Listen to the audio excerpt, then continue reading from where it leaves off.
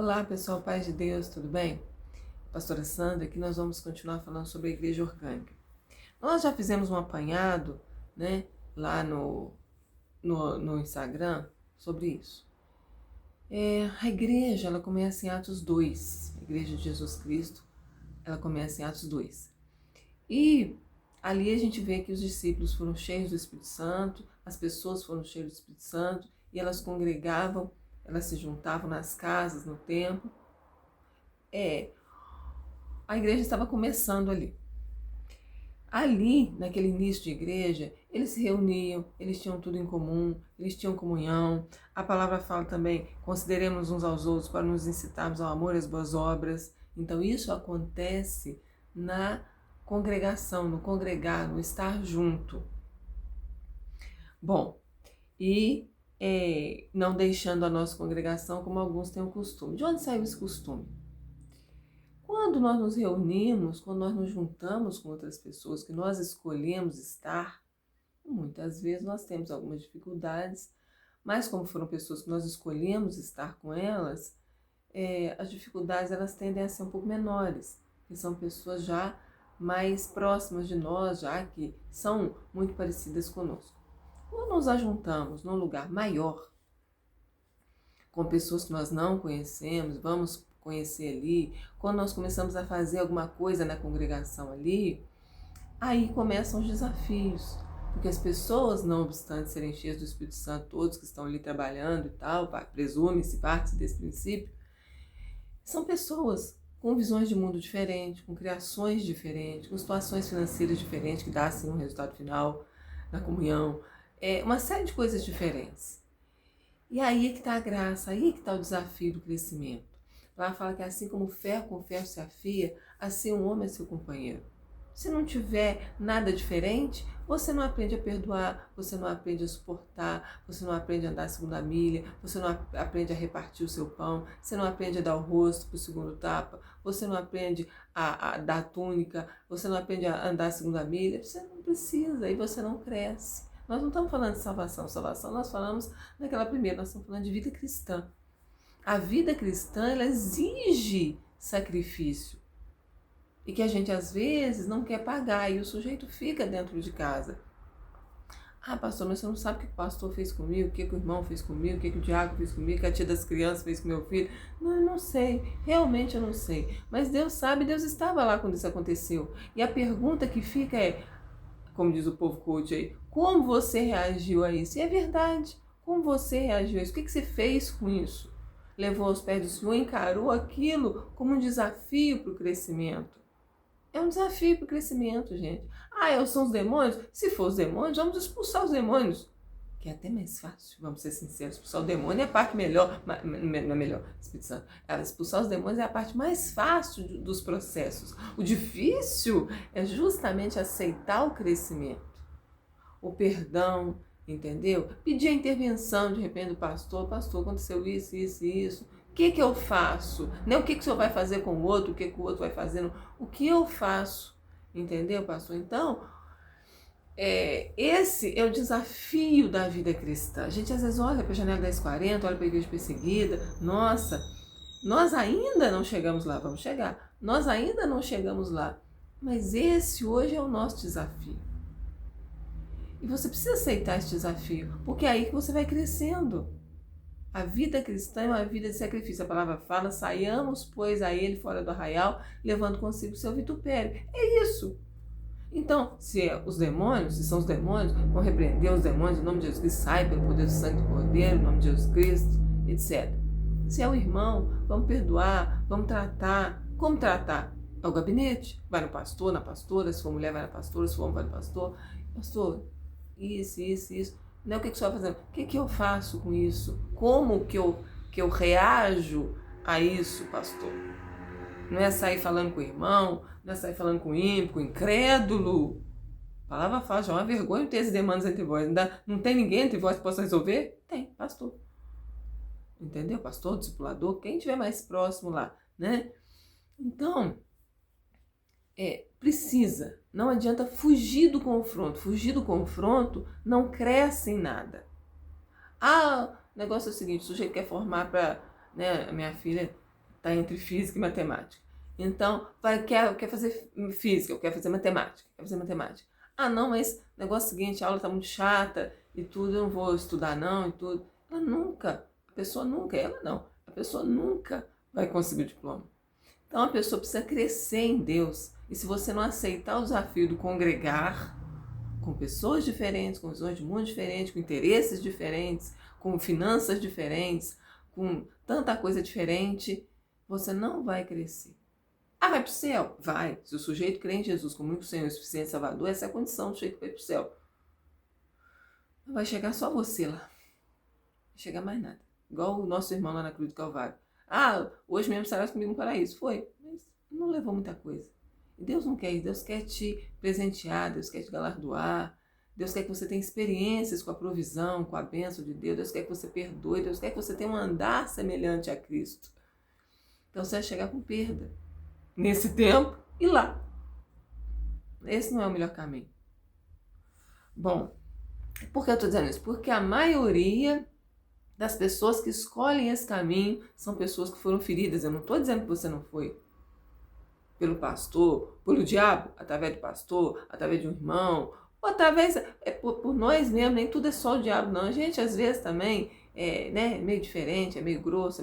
Então, não estou dizendo isso, não estou querendo dizer que você não foi, que você não tenha, vamos chamar de razão, né, entre aspas. Porque ninguém tem razão para sair, não. Quando a gente olha para a igreja primitiva, para Atos, para o que a igreja primitiva passou, Romanos, ninguém tem razão para sair, não.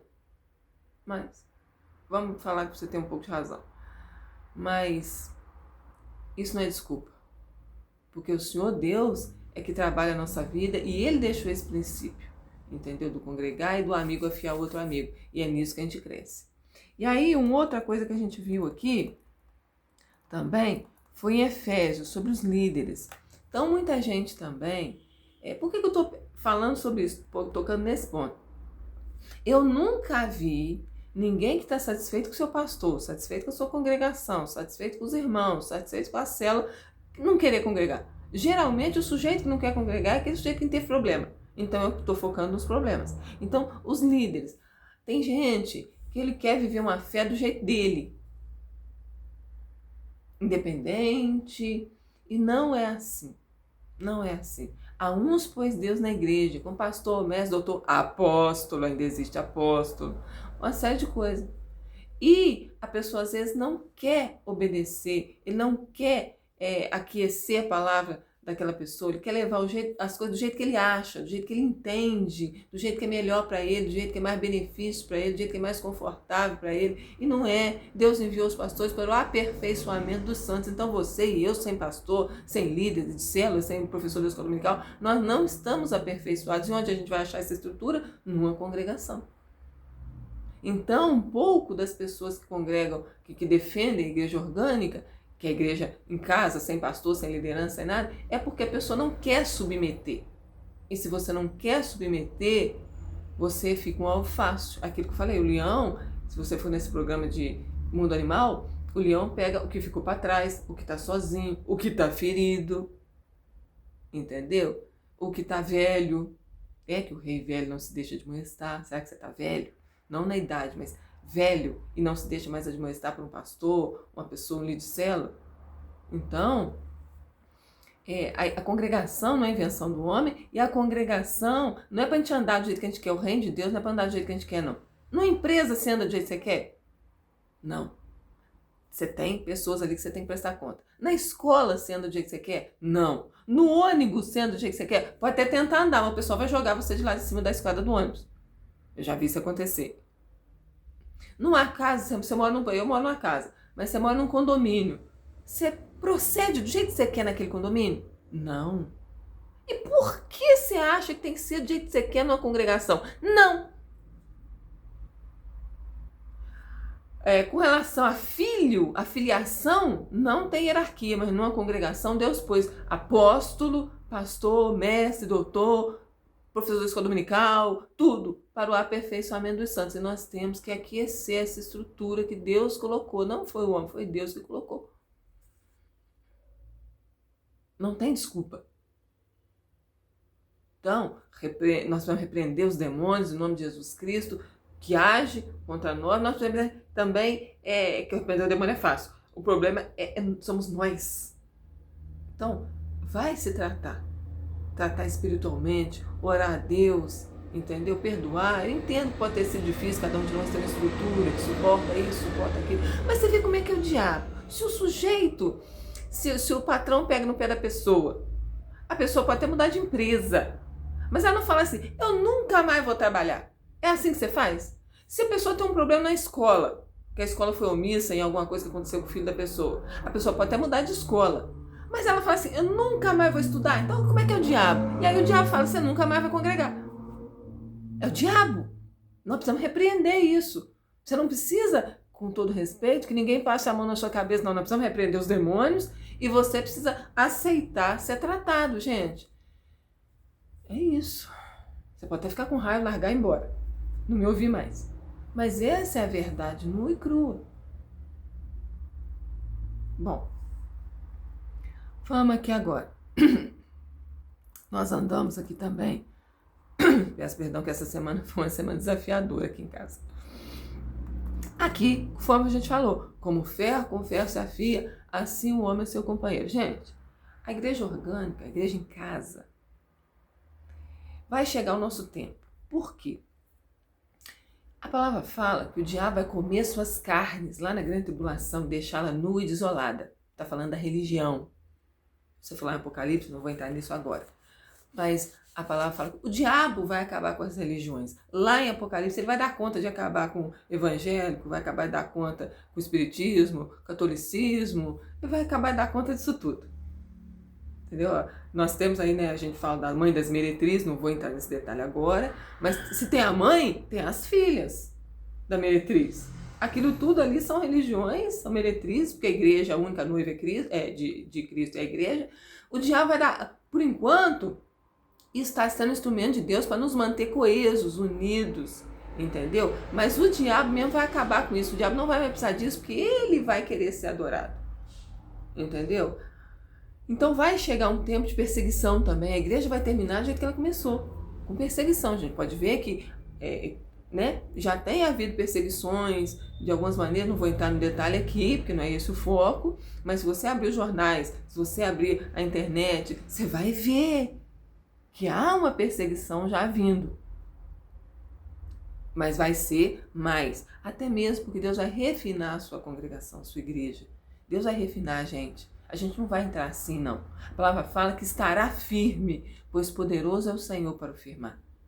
Entendeu? E outra coisa também, quando você for falar da igreja, a igreja está assim, a igreja está assada, dobra a sua língua. A igreja santa e imaculada, a igreja está sendo adornada como em Atos 45. Tem o populacho no meio do povo, tem a congregação, tem as pessoas ali, tem a aparência do reino, tem a aparência do reino. Então, quando você for falar, a igreja está assim, não faça isso, não peque. A igreja está sendo adornada no Salmo 45. Pode estar tendo alguma dificuldade na aparência do reino, no meio da congregação, por causa dos demônios e tudo, entendeu? Mas a igreja vai terminar do jeito que começou, sendo perseguida. E aí sim, aí nós vamos para as casas.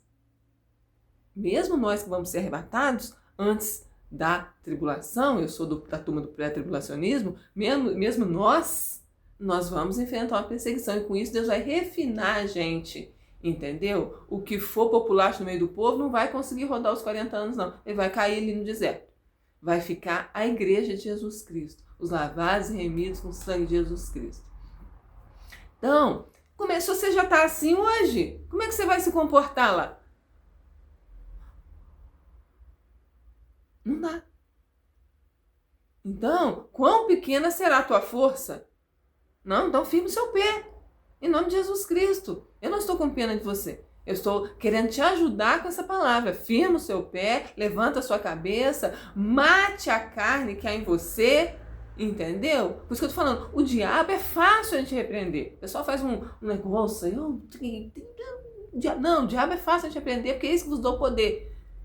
Agora, mata a sua carne, o seu eu, mortifica a sua carne, as pessoas, aí por isso que não quer pastor, não quer nada, quer ficar em casa, quer fazer do jeito que quer, entendeu? Sob a alegação de que todos nós podemos batizar, então, sim, todos nós podemos, sim, nós somos sacerdócio real, mas Deus botou uma ordem para que a coisa aconteça. Ah, vocês estão doentes? O sujeito está doente, meu vizinho está doente, ele pode vir aqui me chamar para orar? Eu falei, pode. Vamos esquecer com os pastores. Pode. Um irmão ajuda outro irmão, não tem problema, não levar as cargas uns dos outros, tudo certo. Agora, tem um princípio também. Se você tiver numa congregação, vai juntar os ministros da igreja e orem sobre ele, ungindo com óleo em nome do Senhor, oração da festa para o doente. Vocês estão entendendo? Então, se você está assim agora, como é que vai ser depois? Vai ficar para trás. E outra coisa também, pela árvore conhecereis os frutos. O sujeito que é lavado e remido no sangue de Jesus Cristo, uma hora, ele permite ser trabalhado por Deus. Entendeu? Então, mostre que você é filho de Deus, permita ser trabalhado por Deus.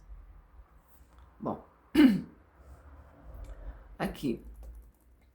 Depois, na sexta-feira, nós vimos aqui, lembra-te de onde caíste e arrepende-te, pratica as primeiras obras. Você não precisa ir lá naquele pastor que te feriu, lá naquela irmã que te feriu. Eu te perdoo.